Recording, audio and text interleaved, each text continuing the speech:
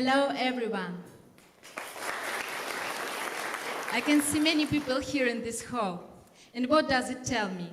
It tells me that you are interested in various ways of intellectual development. Let's check how much are you interested in it. Please raise your hands if you have been looking for new ways of increasing your knowledge and skills within the last year. Have you? Have you really? Almost everybody. I had no doubts. Let's talk about the most profitable ways of self-improvement and receiving more dividends. Are you familiar with the feelings when all your thoughts and emotions are focused only on one thing and one thing only? A content of a serious book. A book without pictures. However, this book is extremely useful, thought-provoking, or inspiring. It can be books on management or marketing, about space or digital technologies, maths or economics, ancient epic or classic novels. This feeling fills your inner self and stops you from sleeping or getting distracted or bored. Time seems to have stopped. The ideas from books on history, science, or philosophy create separate worlds that you can watch like a movie in your head. You are trying not to breathe loudly. Learning something new tunes you to a virtual reality where you witness a miracle. There was a hard time in my life when books became my cure. I was 18 and I had just started university and dreamt about success in studies and in relationships, in love and friendship. That was Halloween night, and I was crossing the road. Bad luck, I was hit by a car going on a full speed. It's life. It was an unfortunate car accident. Car accidents happen every day. Emergency rooms are full with the people whose lives are saved by doctors. Doctors put them together again, piece by piece. It was the same with me. It took me a couple of years to recover. It turned out that operations and loss of physical fitness, such problems were not so hard to deal with as psychological problems. Feeling of incapacity, dependence on others, understanding that I was unable to continue my study with my group mates, sense of lost time were all driving me crazy. I felt very weak and useless. I was wrapped in depression, bitterness, and emptiness. And books became my cure for depression. The whole Plato and Nietzsche, all of Shakespeare's plays and Goethe's prose, works of Freud and Fromm, marketing works of Kotler and Ogilvy, and many others. My mother brought me books from the library. By the way, here is my library card. Did any of you have one like this?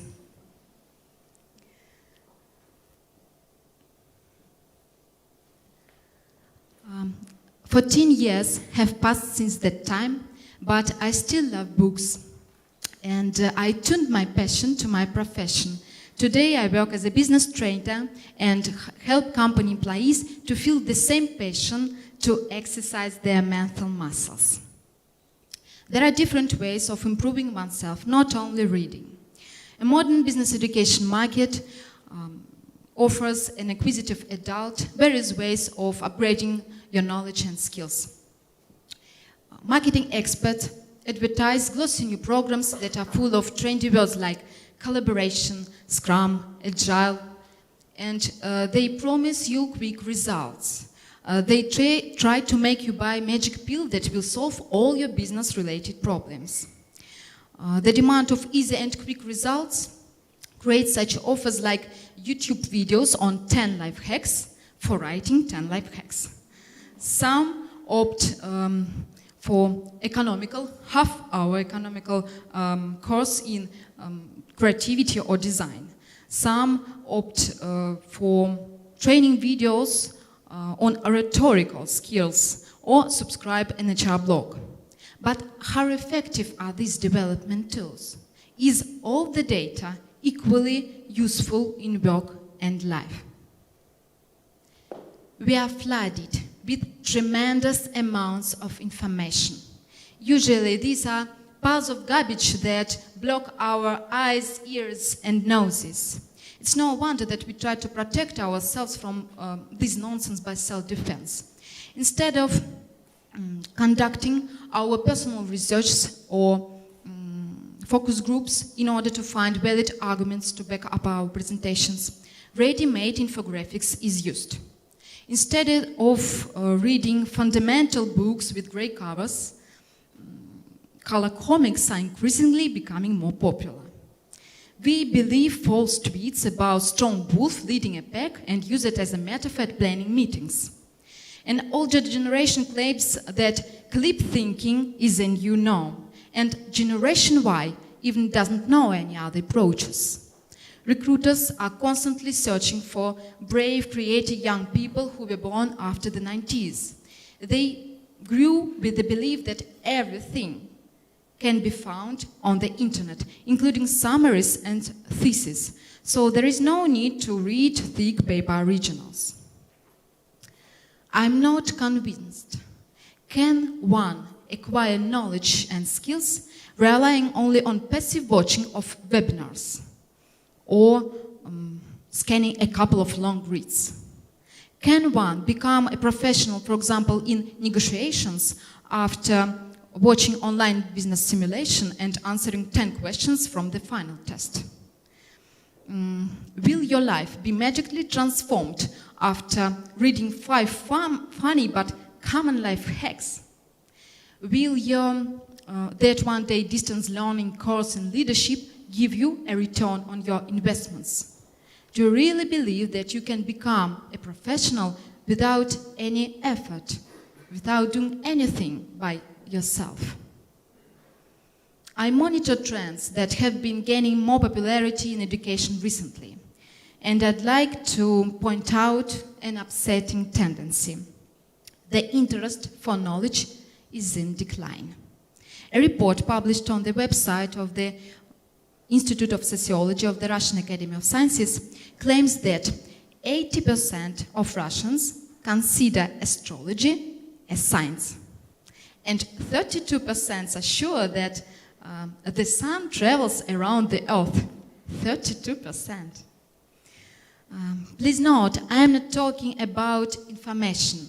We absorb dirty laundries and scandals in mass media. We pay attention to headline in the news. But there is a big difference between information we take in passively and knowledge that demonstrates our self-improvement. According to cognitive psychology, students at any age process information instead of simply absorbing it. We memorize, synthesize, analyze concepts. We form our own emotional responses. And on the basis of this, we relate to the people around us. Experience helps to extract meaning.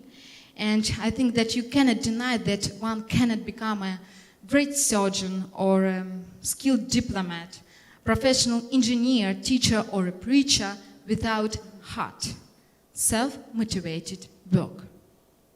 But how many books does an office worker read on average?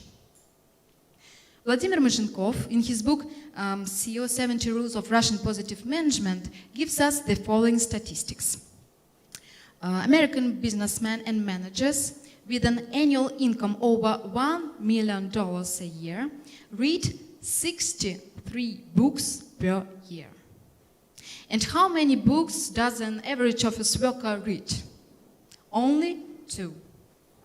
And the situation is not any better in Russia.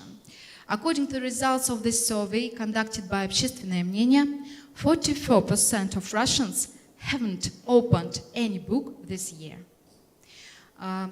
Business and specialized literature is also ignored.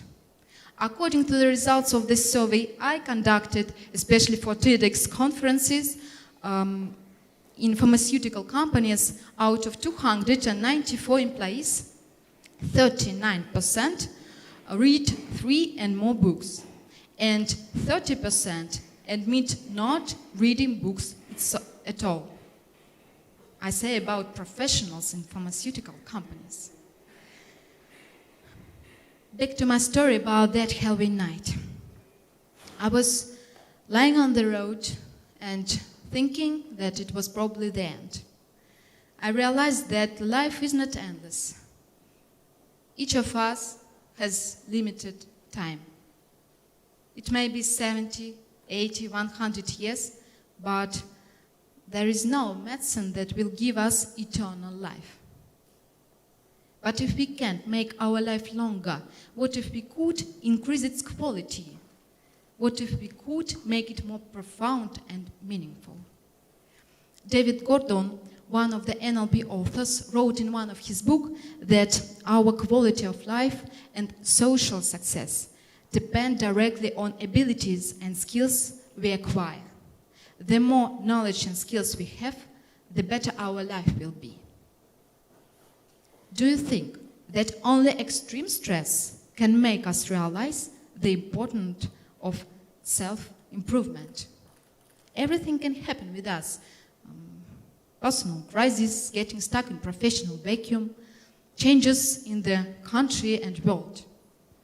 You don't need to wait for something terrible to happen to understand how it is important to grow intellectually. Less efforts will give you only less, never more. That's why I want to say the first. Boost your curiosity. The second. Choose more profound, fundamental, long-term education instead of such kitsch as SMS education or subscribing for recommendations lists from bloggers. The third. Implement the best ideas you acquired to your life and practice after you participate in webinars, discussions, training sessions, or TEDx conference. And the fourth, read books. Read difficult and complex books, full of meaning, those without pictures, but full of emotions and meaning. If you are a goal-oriented client with a systematic approach to education, your investments will surely pay off. In addition, you will make a positive impact to your business education market. Therefore, under all fancy packaging, you will find better quality learning programs. Let's change.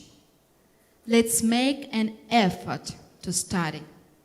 Let's move from simple to complex methodologies. In other words, let's develop. Thank you.